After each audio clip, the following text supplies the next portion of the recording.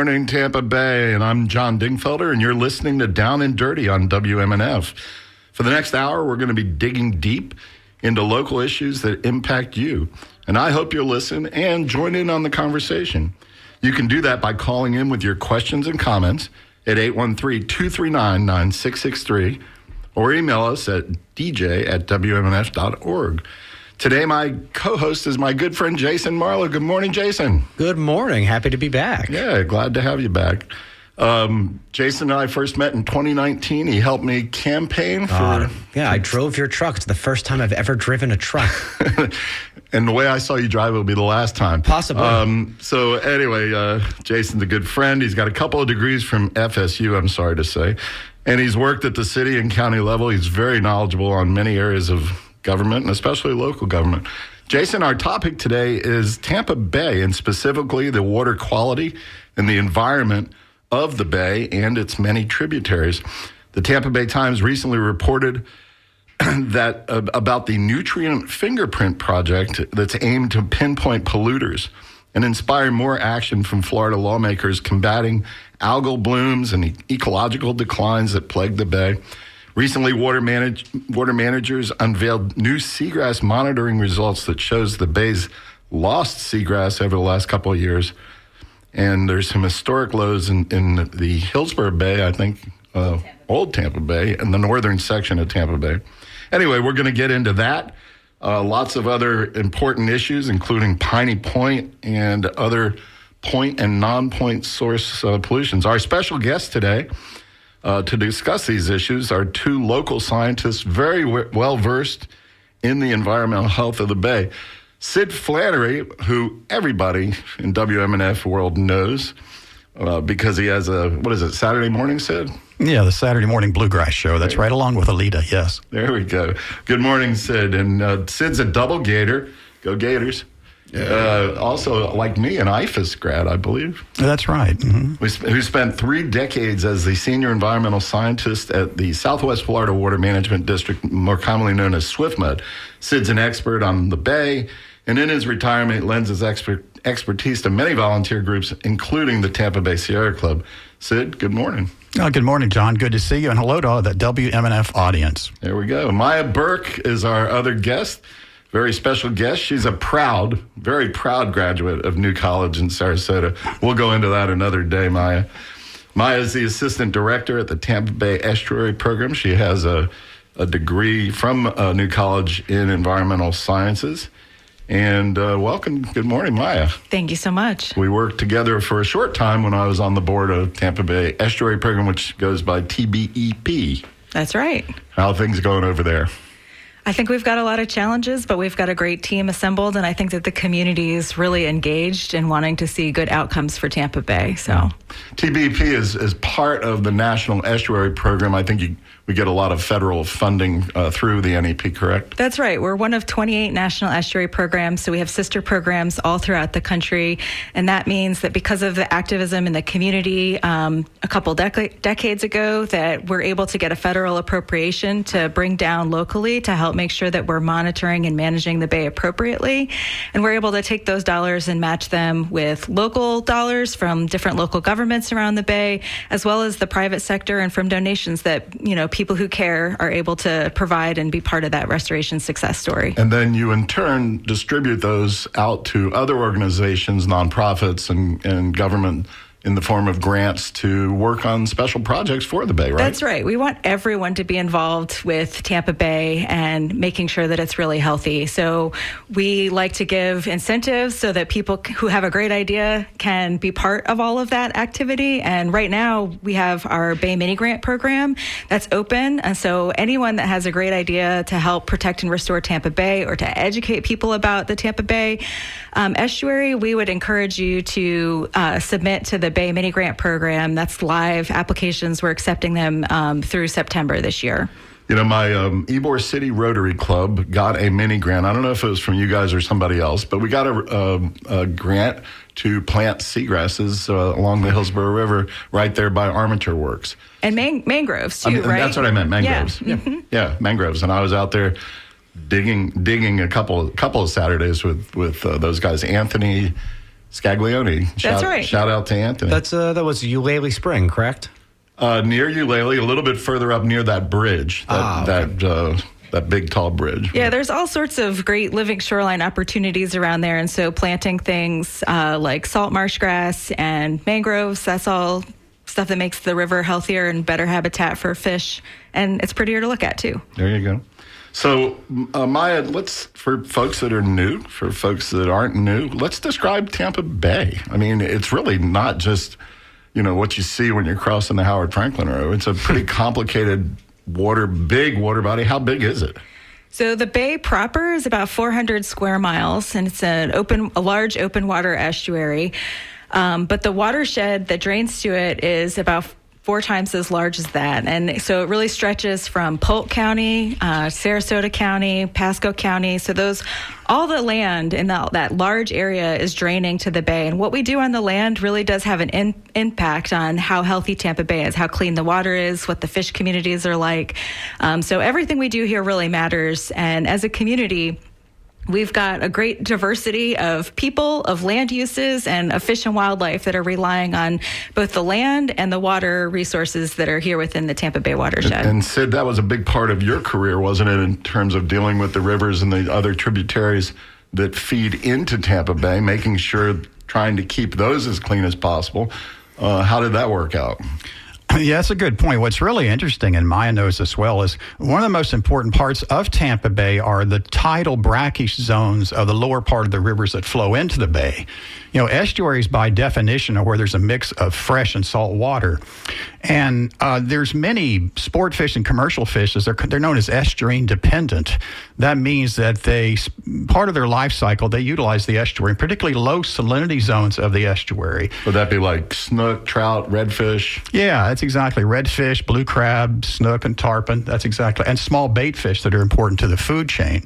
So it's interesting, just a real quick anecdote in that point. The Florida Fish and Wildlife Conservation Commission, or their research institute, they did a bay-wide study for 13 years of Tampa Bay and monitored redfish. Mm-hmm. And they found that the lower portions, the Alafai, Little Manatee rivers, and the Manatee, a combined area, only 2% of the study area, contained between 40 and 96% of the annual populations of small red drum, less than 4 inches long. Wow. So one of the things that's really been important that the Water Management District has emphasized is that Tampa Bay get enough fresh water.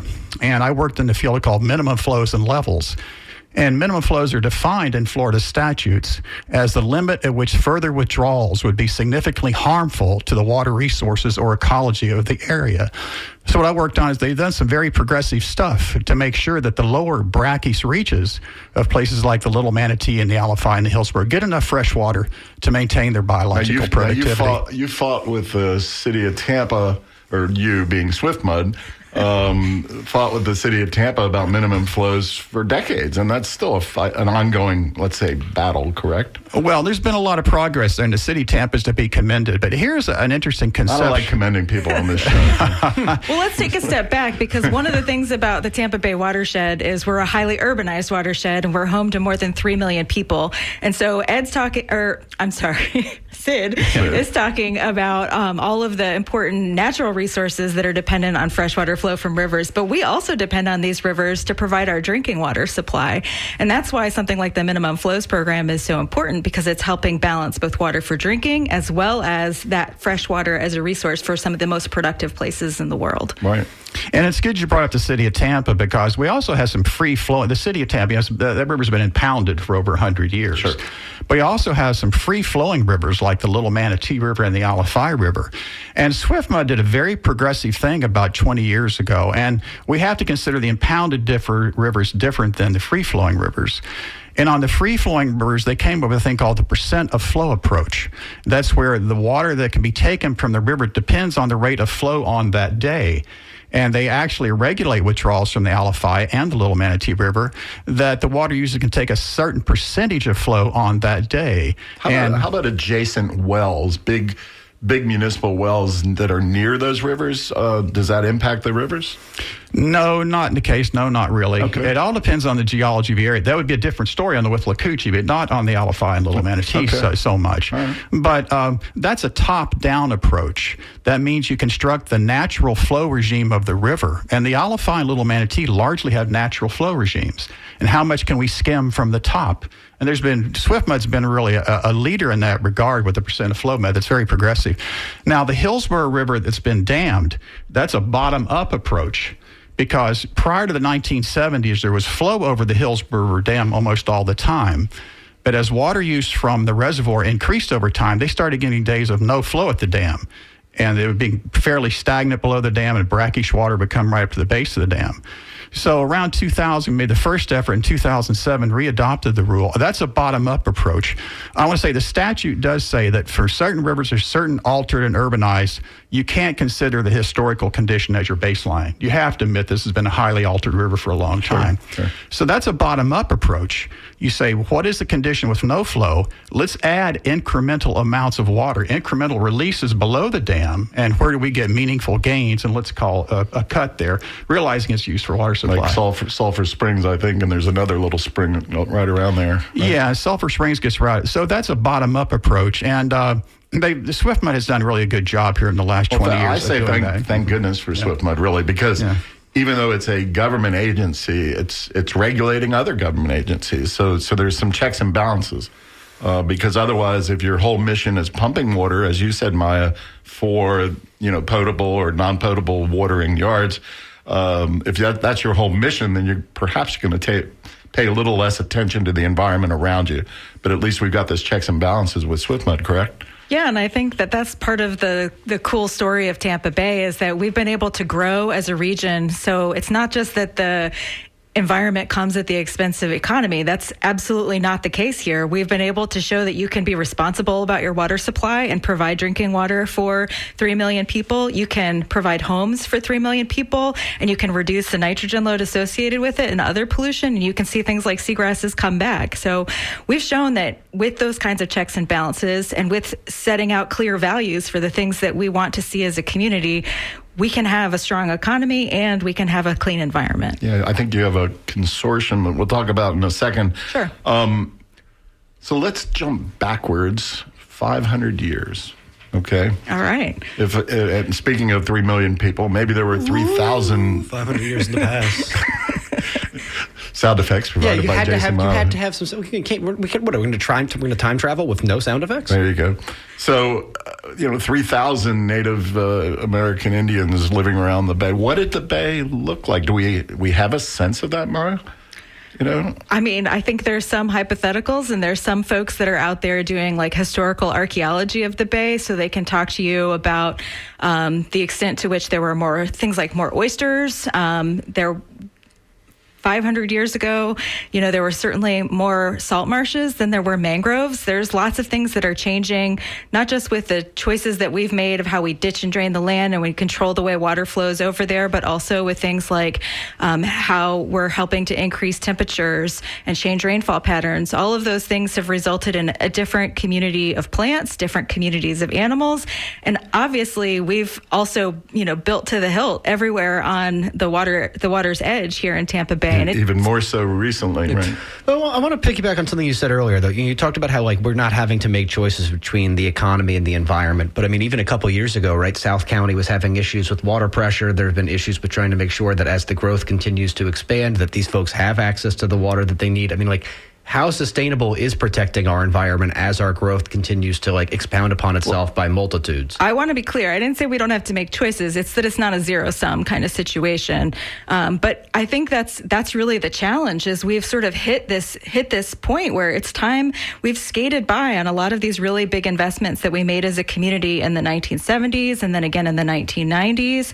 And it's sort of time to pony up again, because if we want to keep continuing to grow, especially as we expand into these areas that are more pristine, rural, or wilderness kinds of areas, there are these consequences. And if we don't learn from those lessons before, we're going to mess it all up, and then it's going to be even that much more expensive. Yeah, part of the reason why I ask is because, as the urban service corridor gets expanded, you're going to have enormous amounts of development right along the Alafaya River. And as you were talking about earlier, that's obviously a place that we're trying to protect, and that's kind of difficult to do when now that area, which has not been as developed as, say, like the Tampa part of the county, is now going to become, lots of multifamily, very dense.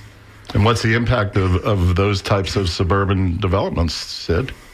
Well, I think that the good news is that developments are done a lot better now than they used to, with retention ponds and that kind of thing. And that has to be quantified. That's a difficult question.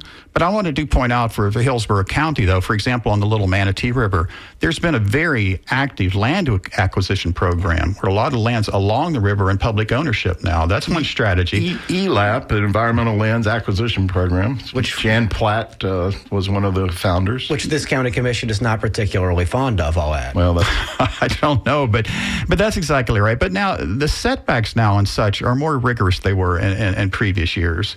And the mining restrictions are more in previous years. But that's a difficult question. Clearly, though, increased urbanization and water use is going to have an impact. But hopefully we can keep our eye on the ball and keep the regulations adequate to where the lands that are developed and how they are developed have a minimal impact on the river and the bay. Yeah. I recall a couple of years ago, the estuary program was addressing faulty septic tanks that were failing, and more specifically or more recently, I think sewer pipes, individual homeowners' sewer pipes that failing. Is that still going on? And is that a problem? It is a problem. As our infrastructure ages, it begins to fail. And so these are things we have to invest in, and they become stickier kinds of challenges because they are... Did you say stinkier? I said stickier, but I think that they are probably stinkier too. Because a lot of times, this is privately owned infrastructure. It's not always publicly owned. The pipe from the person's house down to the street is that individual homeowner's pipe. Absolutely. And it can fail. And it's not fun to have to, get that bill to deal with a backup and have to pay, thousands of dollars to repair a pipe. That's not how anybody wants to use their disposable income. So what's your organization doing to help with that? So with that, we've created a campaign, an education campaign, first of all, to help people understand that they own that lateral sewer line that connects their house to the publicly owned sewer distribution lines. And so that's called the Pipe Up campaign. But we've also partnered with several local governments who are pursuing rebate programs. So for homeowners who have their lateral line inspected with a camera by a licensed professional and show that their pipe is failing, then they're able to reach out to, say, Pinellas County and get a cost share for some of those improvements. So we've been helping support those on the education and outreach side, and then we've also recently allocated money to help make sure that those incentives go further, those rebates can go further for folks. And likewise, for septic to sewer, those are really hard challenges to get people who have been on septic tanks to connect to the public sewer Probably system. Even a bigger ticket item. It is definitely a bigger ticket item. I think there's a lot of federal dollars that are coming to support the community, but really, I think there's a financial challenge, but also I think that human attitude kind of challenge. If you didn't have a wastewater bill every month and now you're signing up to get one, I think that's also not thrilling to a lot of people. So I think there's a lot of opportunities to do that in Hillsborough County that we've tried to support, as well as in Pinellas County and to a lesser extent in parts of Manatee County. So it's definitely a big issue for us, and it's something that we haven't really been as competitive in receiving state funding and state support for here locally. Most of the state resources have gone to those areas where there are springs and where there's lots of septic systems in springs. So you understand why the state would invest in that sort of thing. But it's also an issue here. There's places that are highly developed that you'd think never have septic. They absolutely do have septic here in the Tampa Bay watershed. And so it's important, especially in those bay segments like Old Tampa Bay, where we're seeing challenges with nutrient loading and seagrass loss, that we really prioritize that aging wastewater infrastructure, whether it's a lateral line or a septic system. Yeah. If you're just tuning in, you're listening to Down and Dirty on WMNF. If you want to participate in the conversation today is about Tampa Bay, the actual bay, and its estuaries and its rivers and tributaries. We've got two great guests, scientists, Sid Flannery, who is a regular on WMNF, but doesn't regularly talk about science, I don't think. So we're glad to have you today, Sid. And Maya Burke from the Tampa Bay Estuary Program. 813-239-9663 or DJ at WMNF.org. Jason. Let's get a little down and dirty with the river. So, like, what exactly is the status? I mean, obviously, you guys are working really hard. Where would you say are the parts of the bay currently where things are, not as we would like, and where are areas where you think like there are real improvements being made or things are really starting to rebound? Good question. Well, overall, water quality in Tampa Bay is improving and has been improving for more than 30 years. And I think that doesn't necessarily jive with a lot of people's perceptions, but I can say that emphatically. If we're measuring it in terms of water clarity and nitrogen loading, Tampa Bay is cleaner than it has been in the past. Why does nitrogen matter? Ooh, good question. And we should have a bumper sticker. We should have a bumper sticker. Why does nitrogen matter, and where does it come from? So nitrogen's really hard because it is a very common element. You find it makes up the majority of our atmosphere, and it's a necessary ingredient for life, and it's a nutrient that helps facilitate things like plant growth. We have to change the bumper sticker. We like nitrogen. Well, too much nitrogen, though, is not a good thing. Yeah, it creates algae blooms. It's how you get red tide. That's right. Big shout out to a former county commissioner, Mary Ella Smith, because she was the one who helped push for fertilizer bans that helped. Part of the reason why you have less nitrogen, less phosphorus, I'm sure, in our waterways, because now from June 1st to September 30th, you're not supposed to be applying fertilizers containing those. That's right. Minerals. So that summer rainy time is coming up because we know that when the rainy season starts kicking in, it washes the fertilizer. Will it? I mean, there will be a rainy season because it has been dry. It'll come. It was kind of a wet winter. It was. So my side eye. Back to why does nitrogen matter? I mean seriously, is nitrogen a major cause of the algal blooms and, Absolutely. and the other things in we see? In Tampa Bay, nitrogen is the limiting nutrient. That's what we say. So it means that nitrogen is the thing that's stimulating overgrowth of all these harmful algae. And the harmful algae blooms, they're bad for people. When you breathe them, they have toxins. They can have toxins in them, and so that's not good. Some of them also create toxins that are transmitted in living tissue. So you can have things like paralytic shellfish poisoning.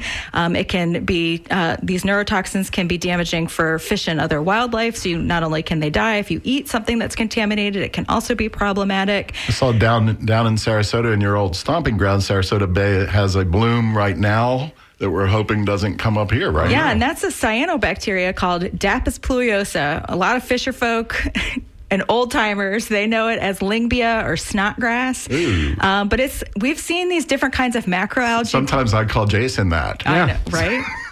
I'm sorry. There's no bell anymore, so. Sid, go for it, and then we're going to take Mark in Bradenton. Go ahead.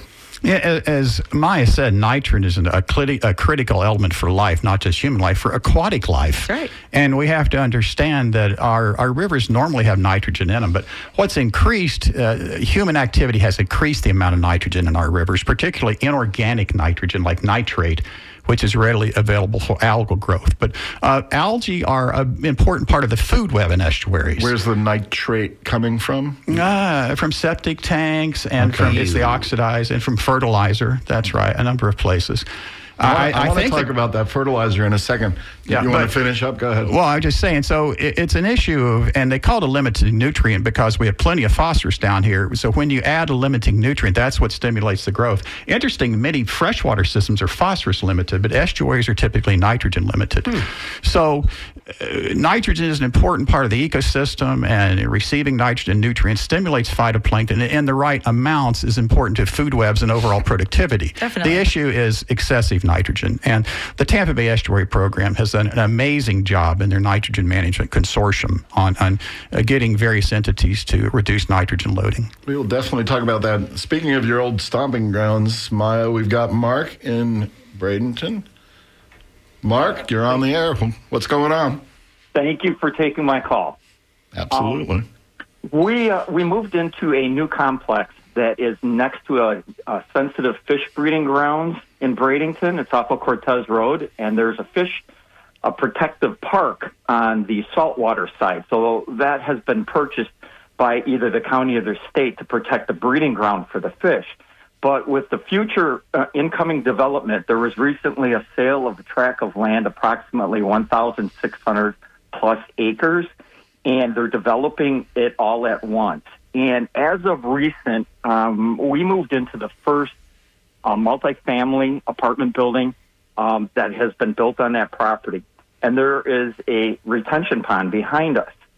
So the next developer next to our complex is digging sewer lines, and he is been pumping out of the retaining pond fresh water, and it appears he's pumping it into the saline water on the other side of the property so that they can get the water level supposedly down far enough that they can dig 10-foot drains and attach to the retaining pond. Is there any kind of committee that watches over, because of the salinity of the water, and it's a sensitive fish breeding ground, and now you're pumping? They dumped it approximately 8 to 10 foot in depth, and it's about a 12-acre retaining pond. It's been running. You know, Mark, my first thought, and I'll take some input from my two guests. My first thought is it maybe they're doing a violation. I would call Manatee County. We went down that path. Okay. No good. They would only send somebody out to see if there's migratory bird nest areas, which they could shut that down. All right. The next one I would call is the Florida Department of Environmental Protection, because they have an enforcement arm. I know they have an office up here in Tampa 301. They probably have an office down that way too. But definitely call the enforcement arm of the FDEP, Florida Department of Environmental Protection.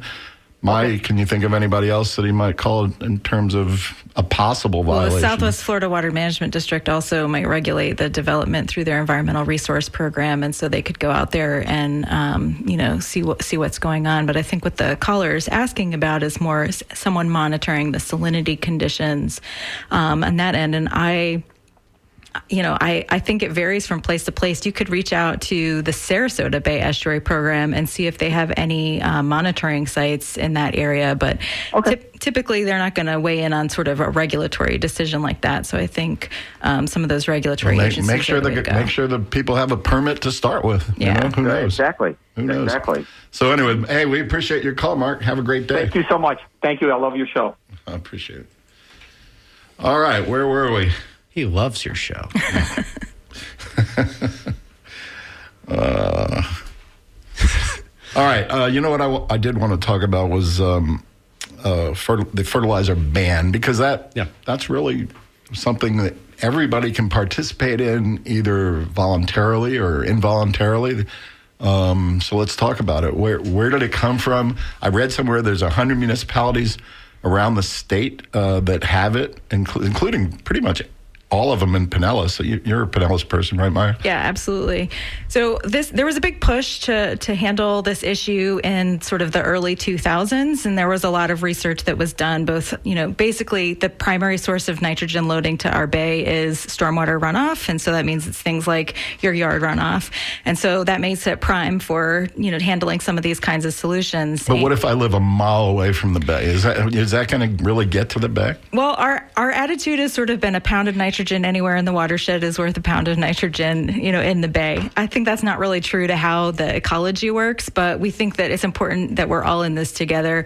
And, just because you live a mile away from the bay, you don't necessarily live a mile away from a water body. Most of us in Florida, it's low-lying. We've got ponds, we've got creeks, and we've got constructed stormwater systems, which if you're applying fertilizers, especially not at the right rates or the right time of year, then that fertilizer is washing off and it's making its way to one of these water bodies that ultimately is draining to Tampa Bay.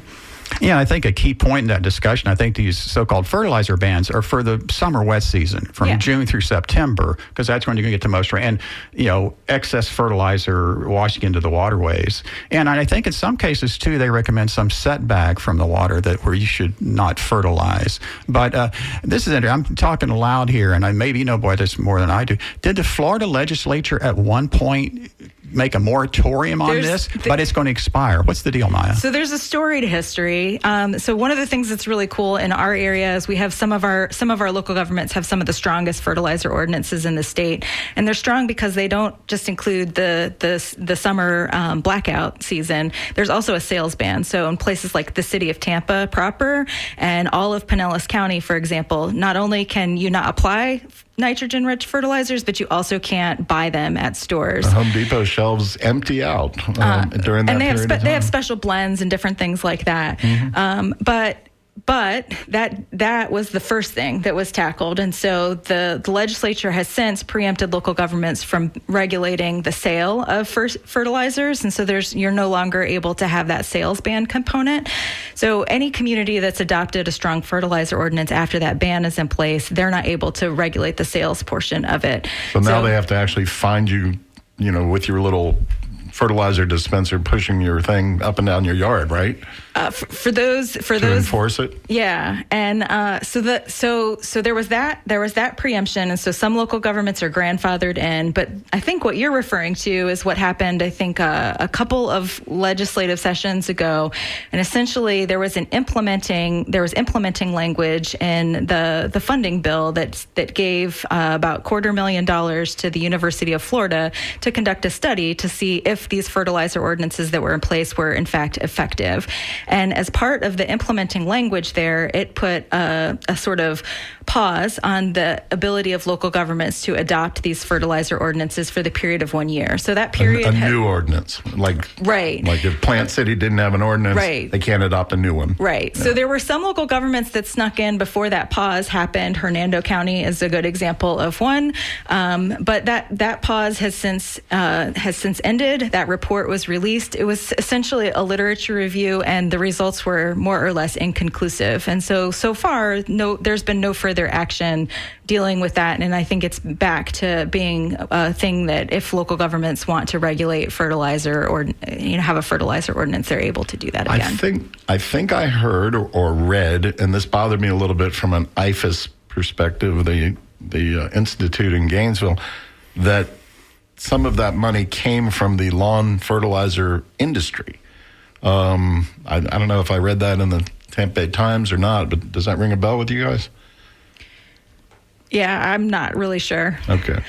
All right. Well, if it's true, it's a little troublesome because when the money comes from a source like that, and a very, very interested source, and then they're telling researchers, hey, study this, and then the research I read, one of the conclusions said there's no proof that the fertilizer bans are working. And that bothers me. But again, they can't say there's no proof that it's not working either. Like you said, it was rather inconclusive. But part of the quote that came out of it was there's no proof that it's working. Yeah, so therefore we should get rid of the ban. Well, there's lots of ways you can spin it, but I think that's one of the big challenges about nitrogen, right? Sid and I have talked about how it's ubiquitous, it's everywhere, it's the major fundamental building block for life, and so it's hard. It becomes hard once you're trying to measure it in the environment and it's worked over, and it's cycling through different chemical phases. It's very hard to sort of to pull out a signature to say this is coming from this source of nitrogen and the other because it's cycling through all the time. And that's what that fingerprint study is going to try and do, right? It's what it's trying to do. So listen, Sid, go ahead, and then I'm going to take anything that happens in the Bay has some impact in the Gulf, right? They are connected. Yeah, and we're going to take a call from the Gulf, from Dave in St. Pete Beach. But go ahead, Sid, you had a thought. Yes, Maya can kick me after the show here. One little terminology. Again? She's going to kick you? Yeah. We've known each other a long time. One terminology thing that sometimes gets said in the Tampa Bay area, I think, Maya, you said the dominant source of nitrogen loading is stormwater runoff. Well, when I hear stormwater runoff, I'm thinking urban runoff, that sort of thing. Mm-hmm. But I think the estuary program and stormwater, they're also including nitrogen loading from the rivers.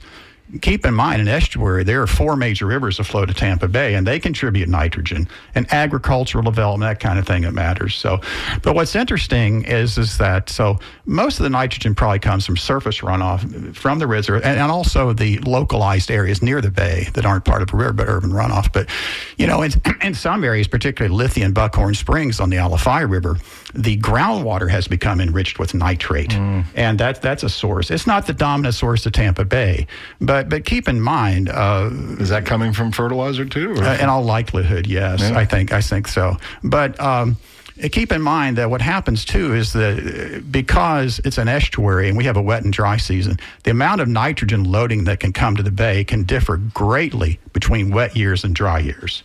That's something extremely variable. And we can talk about it later, but I think the bay was very clear water this past summer because we had a very dry summer. Yeah. And so, yeah. I'm not going to kick you for saying that. I think that's all very true. I mean, look, I recall we were having conversations last year that we were 1 point almost 2 feet under rain for what we were 2023 versus 2022. 2023 is a huge outlier in terms of both rainfall and water clarity. It was one of the driest years we've ever measured in this area and one of the clearest water times that we've ever measured. It wasn't that much. I saw a graphic recently. We get an average of about 52 inches of rain a year. I saw one graphic that looked like we got 36 inches don't quote me, but that's a graphic I saw that looked like that. And during 2023, and most of it was in the summer. We had a very dry summer, as most people know. Yeah, but it depends on where you're measuring the rainfall, because in some of the places to our south, like in Manatee County, they were well below 20 inches. Wow. Yeah. All right, so we've got Dave in St. Pete Beach. Dave, you're on the air. What's up? Hey, thanks. Thanks for taking my call. Hey, this is a little off, but it still has to do with water in the bay and the Gulf. It's St. Pete Beach down at Pattsville is going to plans on replenishing the beach. Right, they're supposed to start on like the 28th. This is right smack in the middle of turtle nesting season, and they say that they're going to use the volunteers to, if any turtle's nest, to remove the eggs and move them. And so, anyway, I was just wondering if you knew or knew, point me in a direction. I'm a biologist anyway, but point me in a direction. Is this okay to do? I would think there'd be some kind of federal law that you can't cover up those eggs and just moving them. What's the mortality and all that? So I was wondering if you had an opinion. I don't know if we have any turtle experts, but Maya looks like she wants to respond. Yeah, this is actually one of the activities that's identified in our comprehensive conservation management plan for Tampa Bay, and I would say it's probably less well understood than you would expect, and it's less regulated than you would expect. So it's really important to nourish our beaches because those dune buildings are, great nature-based infrastructure that are helping protecting private property. But you're right to be concerned about some of those beach nesting animals like turtles and shorebirds, and this is a sensitive time for them. What is it, Department of Natural Resources that does turtles, or is it federal? I would reach out to the county. There's U.S. Fish and Wildlife Service that is party to some of these things, but I think that the Pinellas County in particular is quite responsive and attempts to be very protective of all of these resources. So I would just make sure to coordinate with them, but I don't have good data to tell you in terms of mortality rates and things like that. Dave, thanks a lot. Good question. All right, we'll take one more. John, I like that. John from Sarasota. John, you're on. What's up? Yes, sir. I got a couple of quick questions. As far as her talking about Tampa Bay water improving for the last 30 years, what about when Piney Point dumped all that? That's on my list. That's on my list to talk about. So you segued right into Piney Point. Okay. Well, the other thing is, every time in Sarasota down here, they've been doing it. I grew up down here. I won't even go in the salt water because they said they have acceptable bacteria levels. What is acceptable? I've had 2 friends that have got flesh-eating virus from going in the salt water. That's why I won't go in it. But I got a feeling you don't work for the Sarasota tourist industry. No, and that's why they don't say nothing about it. It's like all right, John. We're gonna talk about both of those issues, but mainly we're gonna get to Piney Point. Thanks for calling.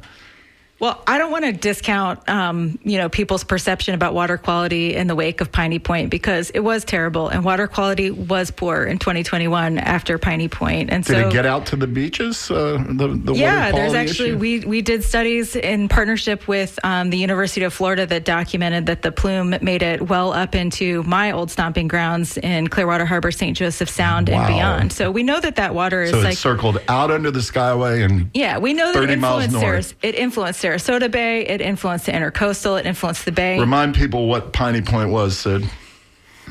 Well, I think might be better than that. That was a spillage from a phosphate retention pond, correct? It wasn't a spillage, though. It was a discharge. It was an authorized emergency discharge because basically there was an abandoned phosphate processing facility, and they were holding, billions of gallons of both processed water, so water that had been in contact with some of the phosphate mining products, as well as non-contact stormwater, and then it was also mixed with seawater that had been dredged for a berth dredging project out of Port Manatee. And that nasty water is still sitting there, right? Well, it's posing a big risk. There's much less because they're trying to get to full and final closure of that facility, and that includes dewatering the facility so that it can be just maintained as non-contact stormwater moving forward. So there's some water there. There's much more capacity, but at that time there was so much water in those berms, and the berms were starting to fill, and there was a concern that if you had catastrophic failure, that it would be full release, and it wouldn't only harm Bishop Harbor and the Bay, but it would also harm the properties adjacent to the site. And Bishop Harbor is where, just south of the Manatee Line? Yeah, it's sort of the South Shore area, so it's between Cockroach Bay and Joe Bay, or the Skyway, if you're not super familiar with that area of Tampa Bay. It's really a beautiful part. There's lots of restoration property there, some of the best boating and fishing in the Bay for my money, sensitive hard bottom habitats, beautiful seagrass meadows. It's really a beautiful place. It's vulnerable to those kinds of things. The worst possible place for us to have an accident like that, or whether or not we call it an accident. No, I mean, this was a policy choice, and I think we should own it as such, because that's what it was. We made a decision, and so that water was released to the Bay in order to protect private property, and we monitored the impacts, and we have now a commitment to full and final closure of that facility so that we don't let the sword of Damocles stay over our head for decades to come. But so this is Down and Dirty's show for those of you who are just turning in, but so what government agency would have made that decision? I mean, I don't want to get you in trouble, but... No, I'm not going to get in trouble. That was a permit that was issued by the Florida Department of Environmental Protection. Okay. So to protect some homes that might have been nearby, they opted for the sort of degradation of the Bay and et cetera. Yeah, you have hard choices when you have to manage these kinds of things, and it's not the first time that we've had to make these choices. I mean, this facility has had catastrophic failures and different challenges over the course of my entire adult life here in the region, and we've handled it differently every time. Sometimes these discharges went directly out of Piney Creek and into Bishop Harbor, and we saw huge macroalgae blooms and other kinds of challenges as a result. Other times we trucked or barged the water offshore, and then we saw big red tide blooms in subsequent years. And then this time the water was mostly piped and delivered at basically a dredged berm that had quicker access to the main shipping channel. So the hope was that would facilitate basically a shorter residence time, where that water would not be sitting in these really environmentally sensitive areas of the Bay for a long period of time. So, Sid, we've got our friend Gary Gibbons, also active Sierra Club member and very bright attorney. Gary has emailed us, and he said, I rode across the Bay yesterday, and there are huge mats of floating brown algae all over the Bay. It's also along the beach at Anna Maria. Yep. What is it, and how can we eliminate or reduce it? What is it? It's Dapis pluiosa, Lyngbia snotgrass. Snotgrass has now joined us in Tampa Bay. Oh, it's been there. It's entered the chat. It's been there. It was certainly there in big numbers in 2021 when we were out there monitoring the effects of Piney Point. And it's been there in years past as well. We've sort of had boom and bust cycles with the Lyngbia, but it's definitely noticeable now. The community is certainly paying attention and seeing it. It's not pleasant. It doesn't smell good. It has a benthic phase where it basically grows on the mud of the bay bottom. It attaches to any kind of structure. Does that choke out the other benthic the positive things going on in the benthic environment? We don't have data that supports that right now, but it's certainly possible, and that's why it's important that we continue to monitor our benthic communities.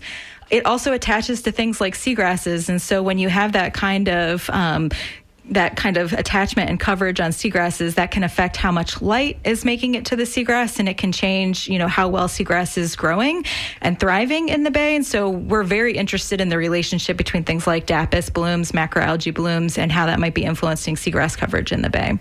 Yeah, I believe maybe you said it's a filamentous algae, right? Absolutely. Yeah, which this filamentous algae, which means like a string, you can kind of clump together. Hence, I guess the common name that's received. But it's a filamentous algae that is can be problematic. It's not desirable. Okay. No, and how can we fix it? It's reduce the nitrogen pollution. So, we've talked a little bit about fertilizer. That's one thing. Another major source of nitrogen pollution to the bay is actually tailpipe emissions. So if you're not driving an electric vehicle, or if you're not riding your bike, taking less trips, having a more fuel-efficient vehicle, those are all things that can help improve your nitrogen footprint. All right, let's see what's going on in Spring Hill. Bernie, you've been very patient. You are on the air. What's up, Bernie? Hello, good morning. Hey, we've only got a few minutes. Be quick. All right. Well, I moved down here in 79. My first 2 years, I got to grow up on canals of Hudson. It was beautiful. You sit there and decide if you're going to mess with the sheephead, the red, the snook, giant angelfish. I just took my kids out to kayaking. I was ready to pay them $10 for the first one that could see a fish. The needlefish weren't even there. The little silver finches that go all over the seawall. You know what I'm talking about? They're like little sea cockroaches. Yeah? Yeah. None. Nobody there. So you're saying from going from 79 to where you're at now, the fishery habitat in your neighborhood has plummeted. Is that what you're saying? It's pretty much gone. We were out there for over 2 hours. I'd seen 2 reds, a small shark, and a couple manatees. Wow. I don't know that you're in Hudson, Spring Hill. Is that it? Yes. Okay. All right. Thanks for your call. We'll tackle it. Can I? Yes, sir. We have a couple callers. Man, we are busy. I'll just say that we've seen we have something called a Nectin index. That's basically looking at fish and small invertebrates like crabs and things like that. And actually, in 2022 was the first time in 15 years that we had seen all of our bay segments decline into a cautionary category. And this is probably a result of all of these back-to-back red tide events that we've had. And so I think Hudson is no exception. They've also seen some of those red tide events in 2021. We do know that our fisheries respond to red tide events, and that can be problematic, and it can take a minute for them to rebound. So maybe that's what's going on. I'm not familiar with the Hudson estuary. Sid, what's going on up there?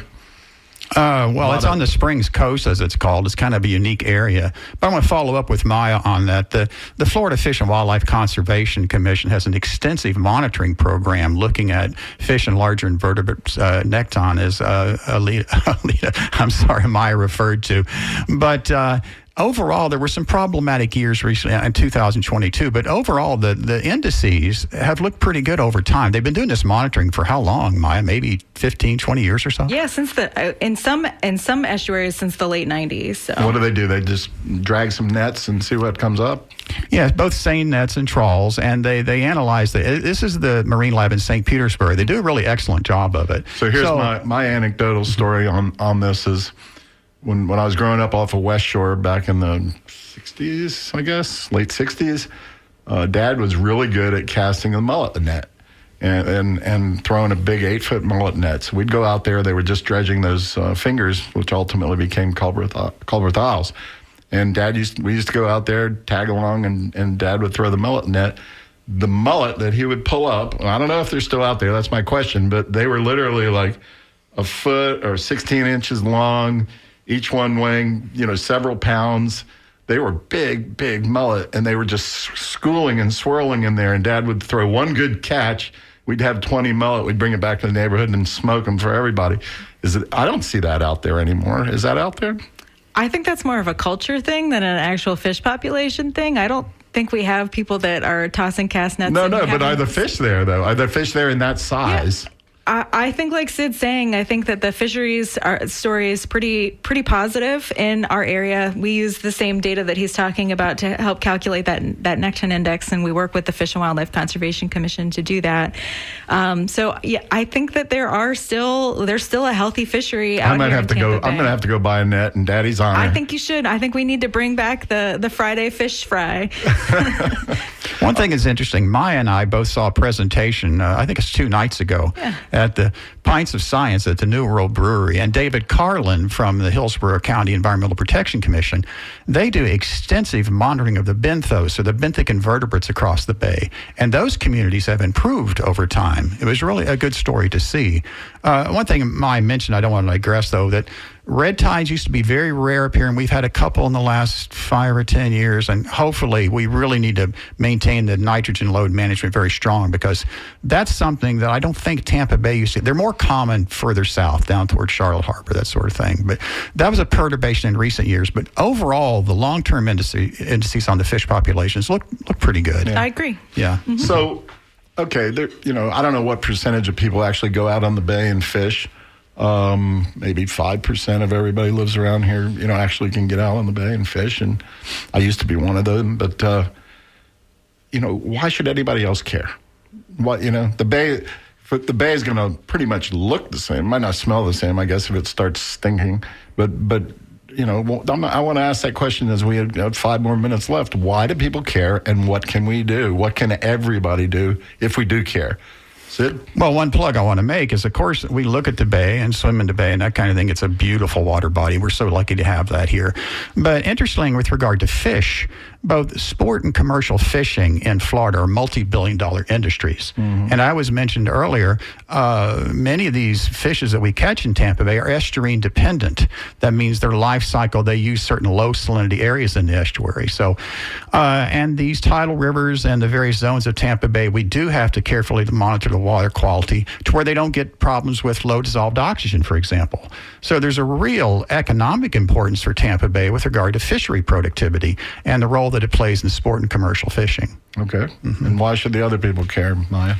Well, I actually was just involved in a project with the University of South Florida, funded by the National Science Foundation, and we worked with a partner in Pinellas County, Hillary Van Dyke, and she put together this storytelling video that talked about how important water quality and wild places are for mental health.